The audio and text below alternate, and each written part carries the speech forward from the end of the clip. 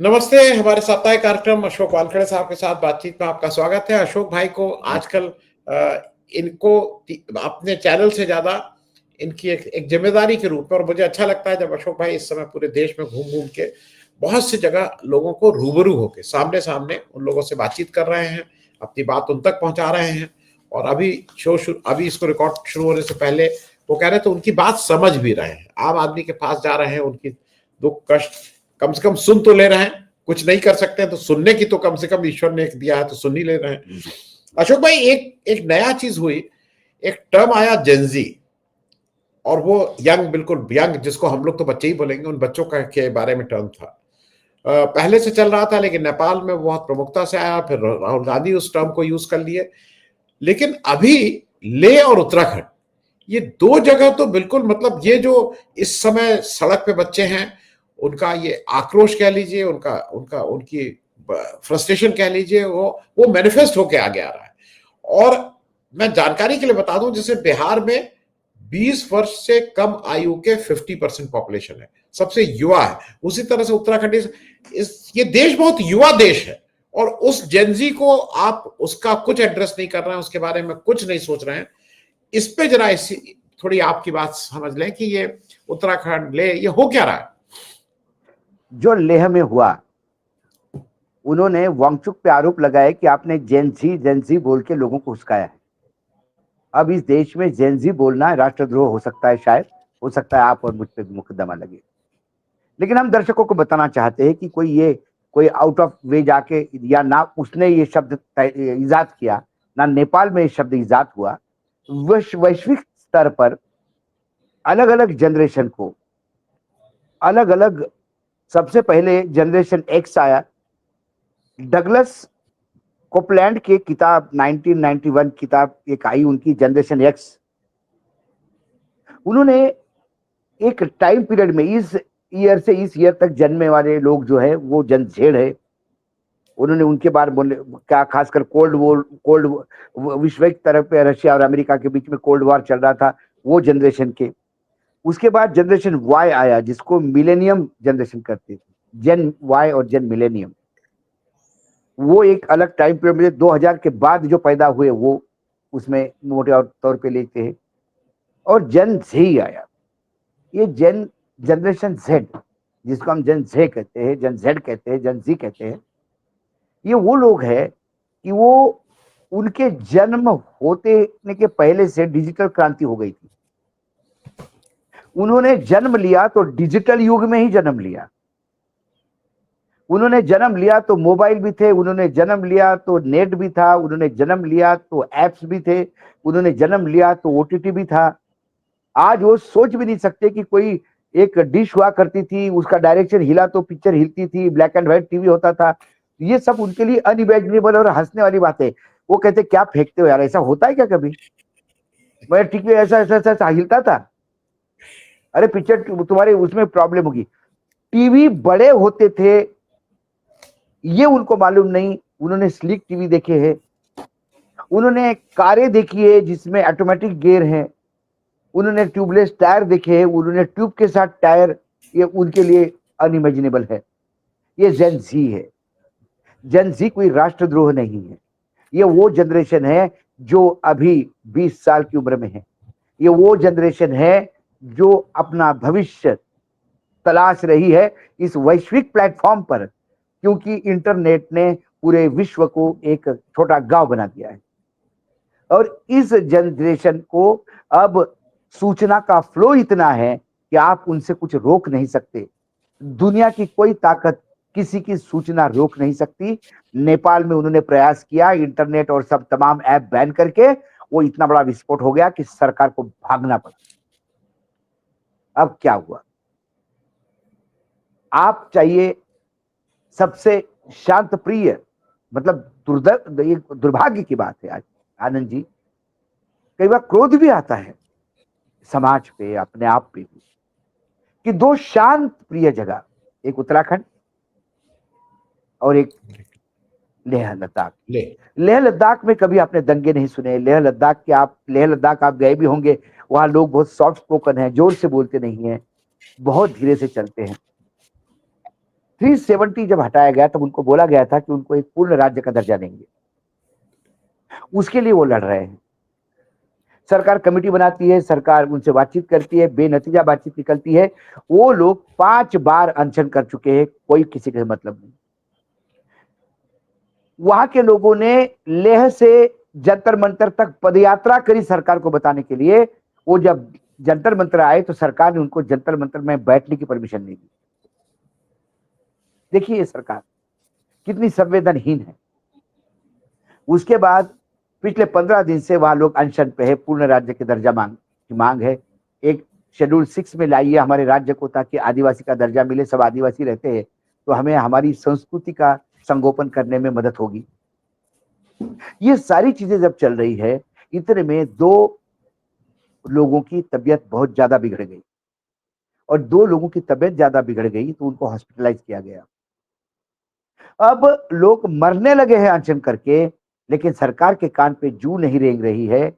जब ये बातें आती है तो फिर जो यूथ होता है उसका सब्र का बांध जल्दी टूट जाता है। मैं हमेशा कहता हूं कि महात्मा गांधी अपने जगह सही थे तो भगत सिंह भी अपनी जगह सही थे। कई लोग इस पर डिबेट करते हैं, यदि गांधी सही थे तो सिंह नहीं हो सकते, और भगत सिंह सही होते तो गांधी नहीं हो सकते। मैंने बोला दोनों सही थे, क्योंकि दोनों के उम्र का फर्क था। गांधी जी एक उम्र के पायदान पे थे। गांधी जी ने तपा के अपने आप को संयमित कर रखा था, इसलिए वो अहिंसा की बात करते थे। और गांधी जी के अहिंसा की बात करने के बाद भी जब अंग्रेजों का दमन कम नहीं हो रहा था तो सब्र का बांध टूट गया भगत सिंह जी का, और भगत सिंह आक्रामक होके उन्होंने बम फेंके। बाकी इतिहास सारी दुनिया को पता है। गलत भगत सिंह भी नहीं थे, गलत गांधी जी भी नहीं थे, सही भगत सिंह भी है, सही गांधी जी भी है। फर्क उम्र का है। उस एंगल से देखिए तो आपको समझ में आता है। यहां वांगचुक ने कहा कि मैं आंदोलन वापस लेता हूं क्योंकि हिंसा हो रही है, 5 लोग मारे गए, अब मुझे नहीं चाहिए, मुझे ये आंदोलन बंद करता हूं। महात्मा गांधी ने भी कई बार अपना आंदोलन वापस लिया क्योंकि आंदोलन हिंसक हो गया था। उसी राह पे वांगचुक चल रहे हैं। लेकिन अंग्रेज, जिसको सबसे क्रूर शासन माना जाता था, वो तक उससे पसीज जाते थे। लेकिन वर्तमान में दिल्ली में बैठे हुए हमारे शासक क्या अंग्रेजों से भी गए गुजरे हैं? क्या अंग्रेजों से भी गए गुजरे हैं कि वो आज इन लोगों की तरफ ध्यान नहीं देते? जब लोग हॉस्पिटल में मरने एडमिट हो गए, अनशन करने वालों की तबीयत बिगड़ गई और सरकार की तरफ से कोई हालचाल नहीं दिखी, तो लोग आक्रामक हो गए, और आक्रामक बच्चे, यंग बच्चे हो गए, जो जनरेशन जेड के हैं, जिन्होंने जन्म लेते से डिजिटल दुनिया में ही पैर रखा। और जब वो आक्रामक हो गए तो उन्होंने फिर गाड़ियां तोड़ी, उन्होंने बीजेपी का कार्यालय जलाया, पुलिस ने बर्बरतापूर्वक लाठीचार्ज किया और 5 लोगों की मृत्यु हो गई, 4 या 5। अब सरकार कहती है कि भाई जनरेशन झेड़, जेन जी बोल बोल के इन्हें लोगों को हुस्काया। अरे इन बच्चों को किसी को हुस्काना नहीं पड़ता। क्या भगत सिंह जी को किसी ने हुस्काया था? प्रताड़ना देख के, शासन की प्रताड़ना देख के, शासन के प्रकोप देख के, शासन की संवेदनहीनता देख के महात्मा गांधी को भी साइड को करके भगत सिंह ने अपना रास्ता तय कर लिया। ये जैन जी है, ये किसी की नहीं सुनते, क्योंकि उनके लिए सूचनाओं का प्रवाह निरंतर बहुत हाथ में है। जो बच्चा पैदा होते से लैपटॉप पे बैठता है, उसको क्या बताओगे आप? लैपटॉप। ये हमारी जनरेशन है आनंद जी, कि हमने ये पूरा ट्रांसफॉर्मेशन देखा। हमने फैक्स देखा, हमने पेजर देखा, हमने हैंड फ्री सेट देखा। कौन आजकल बात करता है हैंड फ्री सेट की? और क्या करता है लैंडलाइन? आजकल लैंडलाइन नहीं होती लोगों के घर। तो ये जो नया जनरेशन है, ये बहुत जल्दी आक्रामक हो जाता है, क्योंकि उसकी अपेक्षाएं ज्यादा है, उसकी भूख ज्यादा है, उसके लिए पूरा विश्व कैनवास है और वो अपनी तरक्की चाहता है। जी। जब उसकी अनसुनी करेगी तो फिर वो क्रांतिकारी कदम उठाएगा, जो लेह में हुआ। बहुत दुर्भाग्यपूर्ण बात। इस सरकार को कोई फर्क नहीं पड़ता, लेह जले, मणिपुर जले। लेह अपना बॉर्डर स्टेट है, और लेह में अब आग लगना ये बहुत अकल्पनीय है, क्योंकि वहां शांति ही शांति थी। वो बुद्ध के मानने वाले लोग हैं। यदि बुद्ध के मानने वाले लोग हिंसात्मक हो जाते हैं, तो आप समझ लीजिए सरकार का नाकारापन या सरकार ने उनको कितना पुश किया कि वो हिंसा पे उतरा है। पहला पॉइंट। अब आइए कल रात से जो उत्तराखंड में हो रहा है, देहरादून में। उत्तराखंड में एक पेपर लीक हुआ। पेपर ये लीक हुआ, उसके बाद यंग जनरेशन रास्ते पे उतरा है और अब सरकार से इस्तीफा चाहता है। थक गए वो पेपर लीक से। और सरकार का रवैया देखिए आप। सरकार का रवैया ये है कि धामी ने कहा कि नकल जिहाद होने नहीं देंगे। ये नकल जिहाद कहां से आया भाई? नकल जिहाद ये शब्द क्यों जोड़ा गया?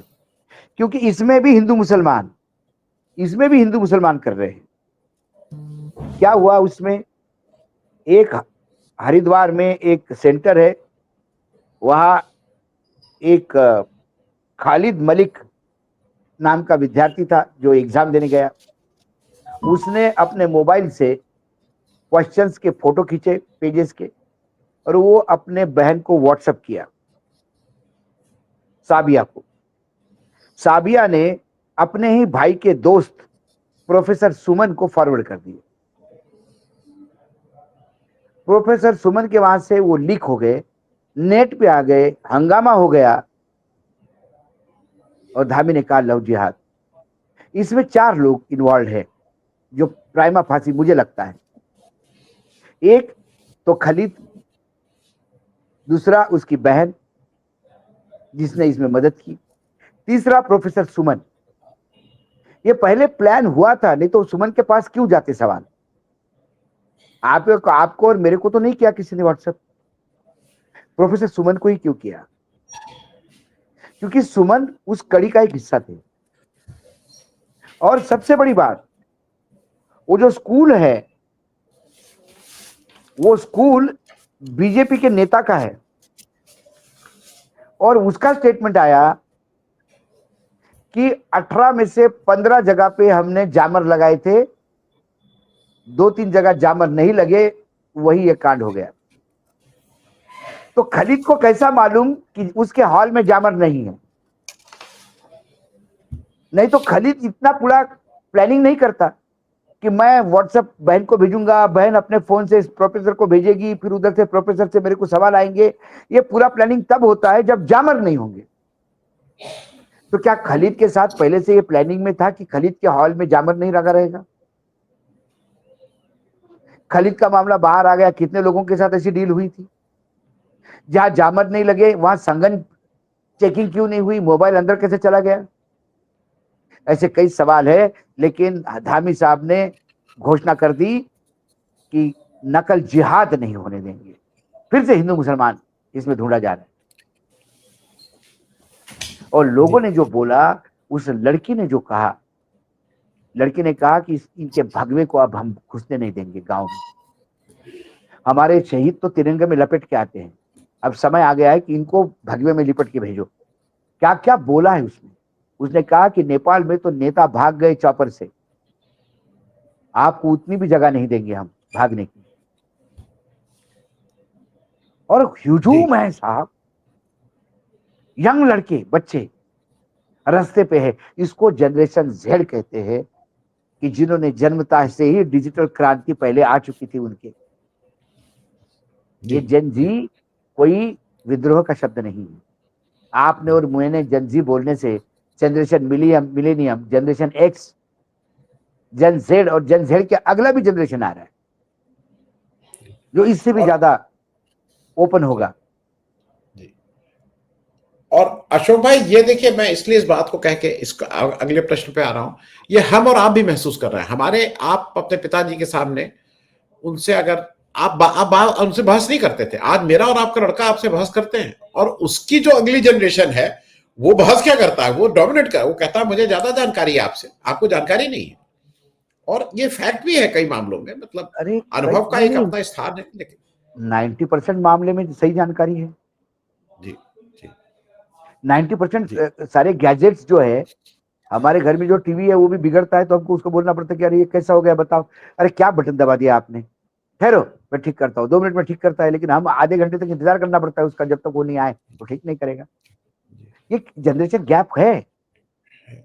और नहीं, और ये जनरेशन खड़े होकर प्रश्न पूछ रही है। देखिए, आप ये नहीं कर सकते कि आपने प्रेस कॉन्फ्रेंस नहीं करेंगे, हमने, ये जनरेशन प्रश्न पूछ रही है, उसको प्रश्न के जवाब नहीं इस मिलेंगे तो वो आप जी आपको वो आजादी आजादी की बात करेगा, वो आपसे आजादी चाहती है, इस मन के बात से आजादी चाहती है, ये आपके दमनकारी नीतियों से आजादी चाहते हैं। आप ये बार बार धर्म को बीच में आ जाते हो, उससे आजादी चाहते हैं। नकल जिहाद बनने के पहले आप ये कहते कि नकल करने वालों के खिलाफ मैं कड़ा एक्शन लूंगा, तो क्या जाता है, आप जिहाद इसलिए बोल रहे हैं कि आपको उसमें हिंदू मुसलमान ढूंढा जा रहा है, उसमें आधे हिंदू है आधे मुसलमान है, कर लीजिए आप हिसाब। अब जनरेशन जी एक्स जो है वो प्रधानमंत्री को भी सवाल पूछेगा। प्रधानमंत्री सवाल सुनने के आदी नहीं है, मुख्यमंत्री सवाल सुनने के आदी नहीं है, उनको सवाल सुनने होंगे, क्योंकि सामने की जनरेशन आपकी नहीं है मोदी जी, आपकी नहीं है धामी जी, सामने की जनरेशन हमारी भी नहीं है। जी जी जी जब आता है कोई कोई कोई आज के डेट में, मैं बता रहा हूं, जब मैं पूरा, जैसा आपने कहा कि मैं लगातार भ्रमण करता रहा हूं, लगातार अलग राज्यों में जा रहा हूं, लोगों से मिल रहा हूं, it is very difficult to talk with young generation. वो यदि 20 साल का लड़का आपके पास आके बैठे और सवाल पूछे, तो आपको बहुत कॉशियस होकर जवाब देना पड़ता है। और वो कहता है कि मुझे, बट इतना आपने बता दिया, but I don't think so, I don't believe in that, what you say. जी देर आर जी other this thing also, there are other angles you have neglected totally. वो हिम्मत रखता है बोलने की। हम सिर्फ सुनते थे, मैं डर डर के बोलते थे, और इसलिए इसको जनरेशन जेड बोलते हैं, जेन जी बोलते हैं। और यदि ये रास्ते पे आए तो मैं नेपाल के बाद मैं बार बार हाथ जोड़ के सरकार को कहता हूं कि आप अब रास्ते पे आ जाइए। ये सोए हुए ज्वालामुखी को मत उठने दीजिए। जी यदि भड़क गया तो ये लावा कहाँ जाएगा, क्योंकि ज्वालामुखी के लावा को आप डायरेक्शन कतई नहीं दे सकते। लावा अपने हिसाब से बहता है, और जो रास्ते में आता है वो भस्म करके जाता है। उसमें आनंद जी आप भी होंगे, हम भी होंगे। हमको जी इसमें से दूध के धुले, मतलब दूध के धुले मतलब कि हम अलग नहीं है समाज से। जी जी जब समाज का नुकसान होगा तो हमारा भी होगा और आपका भी होगा। लेकिन जी, और सरकार है, प्रश्न हमसे आपसे भी पूछे जाएंगे, और उसके लिए तैयार रहना चाहिए, उसमें आप तैयार रहना प्रश्न चाहिए। से भाग नहीं सकते। आप मैं तो हमेशा मैं कहता हूं कि जब कॉलेजेस में जाता हूं तो सबसे ज्यादा तैयारी करके जानी पड़ती है। जी जी मैं अशोक भाई, एक और तरफ, क्योंकि वो एक इंपॉर्टेंट चीज है जिसपे एक आपकी टिप्पणी चाहूंगा, संक्षेप में चाहूंगा। ये जो वोट चोरी का मामला है वो एक बड़ा मामला बन गया है, और दो चीजें एक साथ हो रही हैं। एक तरफ इलेक्शन कमीशन की ये स्वीकारोक्ति आ गई है कि भाई इसमें कुछ है, उसी लिए उसने कहा कि एक सेकंड लेयर ऑफ लॉक लगाएंगे, जिसको राहुल गांधी कह रहे हैं कि जब चोर सामान लेके भाग गया है तब वो ताला लगाने की बात कर रहे हैं। तो एक तो ये है। दूसरी तरफ प्रशांत किशोर जी अपना पुराने ढर्रे पे फिर आ गए हैं। अब वो ये बता रहे हैं कि ये वोट चोरी वोरी कोई मामला ही नहीं है, और कहीं ना कहीं वो बीजेपी की जिसको कहते हैं ना, फील्डिंग सेट करने में लग गए हैं। मैं इन दोनों चीज, क्योंकि बिहार में मेरे हिसाब से वोट चोरी एक बड़ा मामला है। अगर वहां के लोगों के आप वोट का हक छीन रहे हैं तो वो कैसे नहीं है। उनका कहना है कि ये लोग जो कह रहे हैं ना कि लोकतंत्र कमजोर, वो कह रहे हैं अगर ऐसा हुआ तो लोकतंत्र कमजोर होगा। ये अपने मोड़ तोड़ के बातें कर रहे हैं। मैं दोनों नहीं, चीजें, इलेक्शन उसका कमीशन और उसका प्रशांत किशोर। हाँ, दो बातें हैं सर। प्रशांत किशोर की रिसेंट जो रैलीज हुई, उसमें ब्राह्मण बाहुल क्षेत्र में उसको मिलता हुआ रिस्पांस देख के बीजेपी थोड़ी डर गई, क्योंकि ये बीजेपी के लिए भस्मासुर बन गया। ब्राह्मण वोट बैंक पे बीजेपी अपना हक समझती है, यदि वो प्रशांत किशोर अलग ले गए तो तकलीफ होगी। दूसरी बात, प्रशांत किशोर का एक मेजर प्लंक है जिसपे वो लड़ रहे हैं, वो है बेरोजगारी। बेरोजगारी है इसलिए लोग पलायन करते हैं, इसलिए बिहार की हालत है। उनका एक ये है। राहुल गांधी ने वोट चोरी को लेके रोजगार चोरी तक एक लाइन में पिरोया। उनने कहा, और ये लॉजिकल भी है, ये कोई इलॉजिकल दिखता नहीं, उनने कहा कि ये सरकार आपके लिए रोजगार पैदा करने का क्यों प्रयास करेगी, क्योंकि सरकार की जवाबदेही है ही नहीं आपके प्रति। सरकार तो चुनाव आयोग के भरोसे जीत रही है। वोट चोरी करके जीत रही है। जब वोट चोरी करके सरकार जीती रही है तो फिर आपकी क्या जरूरत है? जब आपके घर में एंट्री करने के लिए मैंने पीछे से दीवार में बड़ा छेद कर ही रखा है, तो पागल कुत्ते ने काटा है कि सामने आके मैं बेल बजाऊंगा? आनंद जी दरवाजा खोलिए, मैं चोरी करने आया था। जी जी जी। तो वोट चोरी से जब बेरोजगारी से जोड़ दिया और वो लोगों को अपील होने लगा कि वाकई इनको तो, मतलब can you imagine Anand ji कि चुनावी इतने नजदीक आ गए हैं, चुनाव की रैलियां हो रही है, चुनाव का मोमेंटम पकड़ा गया है, बिल्कुल मोमेंटम पीक पकड़ रहा है बिहार में। ऐसे में आप एक सप्ताह में 3 बार लाठीचार्ज करते हैं युवाओं पे। आपको डर नहीं कि युवा आपके खिलाफ जाएगा? डर इसलिए नहीं है कि आपको उनके मतदान की चिंता भी नहीं। आपको मालूम है आपका आपकी व्यवस्था कैसी हो गई है। जब मतदाता सूची आएगी उसमें सारे जुगाड़ हो जाएंगे। तो ये जो सरकार का एक्शन है जो परंपरा के विपरीत दिखाई देता है, वो ये दिखाई देता है कि उनको किसी बात की चिंता नहीं। इसलिए चिंता नहीं है कि उनके पास नतीजे पहले से तय है, और जब नतीजे तय है तो फिर काहे इतनी भाई मारामारी करेंगे, काहे को इतना लोगों को सर पे लेके घूमेंगे? तो पीके के हाथ से वो बेरोजगारी का मुद्दा छूटता नजर आया। उनको लगा इन्होंने वोट चोरी के साथ बेरोजगार चोरी जोड़ा और ये दोनों एक हो गए तो मेरी दुकान एक बंद हो जाएगी। तो फिर पीके ने बोलना शुरू कर दिया कि वोट चोरी तो है ही नहीं, वोट चोरी तो है ही नहीं। तो पीके ही जवाब दे, वोट चोरी नहीं है तो मरे हुए लोग कैसे जिंदा हो गए और जिंदा लोग कैसे मर गए, यही बता दे पीके। जी एक घर में इतने जी लोग कैसे रह सकते, पीके यही बता दे। जी तो पीके अब कंफ्यूज्ड है। जी वो ज्यादा आक्रामक होते तो बीजेपी को मार खाती है, बीजेपी परेशान हो जाती है।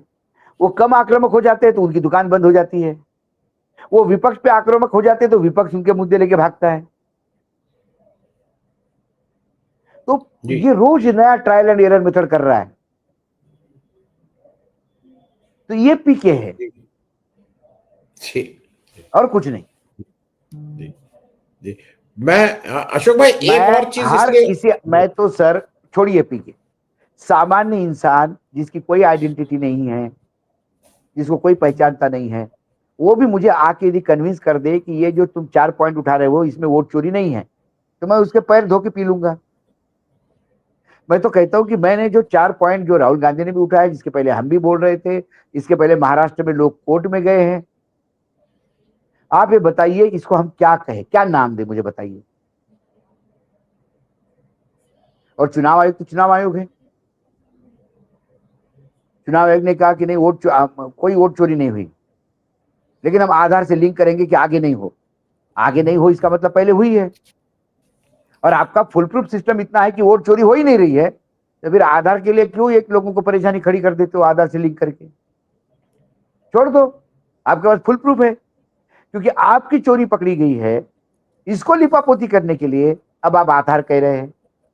आपने लगातार सुप्रीम कोर्ट में एफिडेविट देके कहा कि आधार का कोई अधिकारी, आधार का कोई यही नहीं, वक्त ही नहीं है, ना ये तुम्हारा पहचान पत्र है, ना कुछ ये है, एड्रेस एड्रेस वेरिफिकेशन है। आधार की क्या मान्यता ही नहीं है हमारे लिए। सर्वोच्च न्यायालय ने सजेशन देने के बाद भी फिर से एफिडेविट देके चुनाव आयोग ने कहा कि आधार की कोई क्रेडिबिलिटी नहीं है। और जब सर्वोच्च न्यायालय ने आदेश दिया और अब ये मत चोरी पकड़ने लगे, मैं तो बोलता हूं चलो छोड़ो, राहुल गांधी फ्रॉड, जो आंकड़े दिए सब फ्रॉड। अब मेरी अपनी सुनो, अशोक वानखड़े का 2024 में किसने नाम डिलीट किया मतदाता सूची से, यही बता दीजिए। मैं फिर से एनरोल हो गया हूं, सिर्फ एक एग्जाम्पल बता दीजिए कि मेरा नाम किसने डिलीट किया। कौन बीएलओ था, कौन बीएलए था जिसने फिजिकल वेरिफिकेशन किया? मैं तो अपनी किस्सा सुना रहा हूं, मुझे सेटिस्फाई कर दीजिए। मैं रोज प्रोग्राम चालू करने के पहले वंदन करते हुए आपकी वंदना करके प्रोग्राम चालू करूंगा। पहले बताइए मेरा वोट कैसा कटा? तो ये वोट चोरी हो रही है, पकड़ी गई है। अब चोरी पकड़ने के बाद चोर इधर उधर भाग रहा है, नए नए शगुफे बता रहा है। क्रांतिकारी जी कदम जी नहीं है, वो चोरी पकड़े जाने का प्रूफ है, सबूत है कि चुनाव आयोग के यहां चोरी होती थी, इसलिए फिर अब आधार से लिंक होने की बात कर रहा है। जी। अशोक भाई, एक अंत में, क्योंकि समय तो कम है, लेकिन फिर भी मैं एक चाहूंगा इस पे एक छोटा सा वो, मोदी जी बचत उत्सव का आह्वान कर दिए हैं। उन्होंने कहा है कि सब लोग जाइए, कार खरीदिए, टीवी खरीदिए, फ्रिज खरीदिए, और वो मालूम नहीं उनका बस चले तो वो जो जिसको अनाज दे रहे हैं 81 करोड़ लोगों को, उनको भी कार में बिठा के घुमाने लगे। लेकिन ये मुझे कभी कभी लगता है कि ये लोगों का माखौल उड़ाने का समय नहीं है। बहुत मुश्किल हालात है, बहुत महंगाई है, देखिए, और उस पर मोदी जी जब इस तरह इन्होंने की बातें ये आके। जी मोदी जी के क्या कहने, मोदी जी ने कहा कि हवाई चप्पल पहनने वाला हवाई यात्रा करने का मेरा सपना है। अरे साहब, 5,000 का जूता पहनने वाला समोसा नहीं खा सकता एयरपोर्ट पे। हवाई जहाज, हवाई चप्पल वाला तो छोड़ दीजिए, छोड़ दीजिए हवाई चप्पल वाला, जिसके पास 5,000 रुपए का जूता है वो भी समोसा 250 रुपए का खाने के पहले 3 बार सोचता है। पानी की बोतल 80 रुपए की। ये आपके हवाई, ऐसा ही इन्होंने इसका किया। बेसिकली क्या किया, पहले लोगों को लूटा, डकैती डाली। जब से जीएसटी शुरू हुआ तब से, जब लोग मरने लगे तो जो डाका डाला, बोला अब छोड़ देते हैं आपको। भारत छोड़ के चले गए अंग्रेज। भारत में कुछ बचा ही नहीं था खाने के लिए, पूरा चूस लिया था भारत को, और अंग्रेज चले गए। पूरी जनता को चूस लिया 8-10 साल, जब से जीएसटी लगा। अब जनता बिल्कुल आईसीयू में आ गई। आईसीयू में आने के बाद आपने एक बिस्कुट पकड़ा दिया उसके मुंह में, लो मुंह मुठा करो, आपको मरने नहीं दूंगा मैं। उत्सव मनाइए, आपको मैंने बिस्किट खिलाया है, इसके बाद चॉकलेट खाइए, इसके बाद बर्गर खाइए, इसके बाद पिज्जा खाइए। अरे लेकिन आईसीयू में पहुंचाया किसने? पहले जख्म दो, फिर बाद में मलहम लेके जाओ लगाने के लिए, और उसका उत्सव मनाओ कि मलहम लेके आए साहब, मलहम लेके आए साहब, मलहम लेके आए साहब। और साहब का पूरा पामेरियन डिपार्टमेंट भो भो कर रहा है सुबह से शाम तक, क्या सस्ता हो गया क्या नहीं। अरे पहले महंगा किसने किया इसको जो सस्ता किया? साहब ने तो एक ही उस जो आरती है भगवान शिव की, उसमें से एक ही उन्होंने, जो शिव हरि की आरती है, तेरा तुझको अर्पण क्या लागे मेरा। जनता बहुत चिल्लाने लगी, लठ लेके खूब पीटो खूब पीटो। वो चिल्ला चिल्ला के बेहोश हो गई। बेहोश होने के बाद उसके मुंह पे पानी छिटको, ताकि वो होश में आए। होश में आने के बाद फिर मार पड़ेगी अभी, लेकिन जो होश में लाने का प्रोसेस है पानी छिड़का के मुंह पे, उसका उत्सव मना रहा है देश में। आए आए भगवान आए, मुंह पे पानी छिड़क के होश में लाए। आए आए भगवान आए, पानी छिड़। अरे मूर्खो, तुमको पहले बेहोश किसने किया ये देखो। जो फ्रिज आज कहते हो कि फ्रिज ले आइए, ये फ्रिज 8 साल पहले तुम्हारे यहां होना चाहिए था।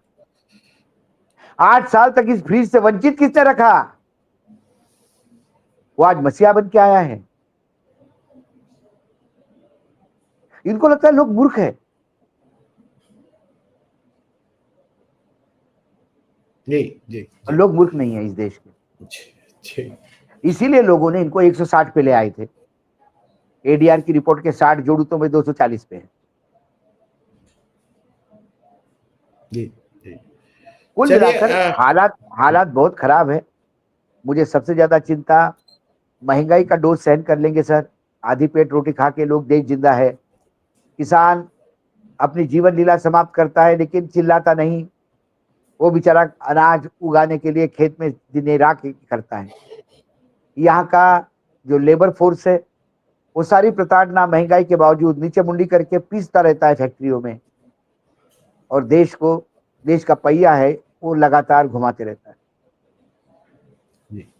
लेकिन जी जेन जेड जो है, यदि इसको आपने मूर्ख बनाया, मूर्ख समझा, तो फिर आपसे बड़ा मूर्ख कोई नहीं, ये जान लीजिएगा। जी जी सवाल उठने लगे हैं लेह से लेके नीचे उत्तराखंड तक, और उत्तराखंड से नीचे यदि ये मामला सरक गया तो बहुत मुश्किल हो जाएगा। ये नुकसान भारत का होने वाला है, इसलिए चिंता है। हम खुश नहीं हैं जो लेह में हुआ, कतई खुश नहीं है जो उत्तराखंड में हुआ, चिंता है। जी। और अंत में सिर्फ मैं अशोक भाई इतना, मेरी जो समझ है, आप लोगों को इस तरह से मूर्ख आप मणिपुर में क्या किए, आपने जम्मू कश्मीर हाँ, के साथ धोखा किया, आपने लेह के साथ धोखा किया, आप जहां जा रहे हैं आप झूठ बोलना और धोखा देना, ये इससे देश नहीं चलता है। आप वक्ती तौर पे हो सकता है 2 इलेक्शन जीत जाइए, 1 इलेक्शन जीत जाइए, ये कुछ कर लीजिए, लेकिन छोड़ दीजिए ना, इलेक्शन भी कैसे जी जीते गए सब सामने आ ही रहा है ना। जी जी जी सब सब सत्य इतना नग्न है कि देख के करा जाता है। और उसका एक लॉन्ग टर्म रिप्रिकॉशन ये है अशोक भाई, कि अब इंटरनेशनली भी आपको समझ गए हैं सब लोग कि आप क्या चीज है, और इसलिए नहीं वो नहीं, इज्जत जो भारत का प्रधानमंत्री की होनी चाहिए वो नहीं है। इंटरनेशनली लोगों को समझ में आ गया कि दो विदेशी प्रधानमंत्री आपस में अपनी अपनी भाषा में बात करते हैं, उनके जो ट्रांसलेटर है वो उनको समझाते हैं, ये तीसरे भाषा वाला आदमी उस पर ठहाका लगाता है, ये जाने बगैर बात क्या हो रही है। क्या, चलिए चलिए अशोक भाई, थैंक यू सो मच, और आप इसी तरह से मजबूती से लोगों के साथ बातचीत करते रहिए, ये भी एक बड़ा काम है जो आप कर रहे हैं। थैंक यू, क्या बहुत करें बहुत सर, धन्यवाद। धन्यवाद धन्यवाद।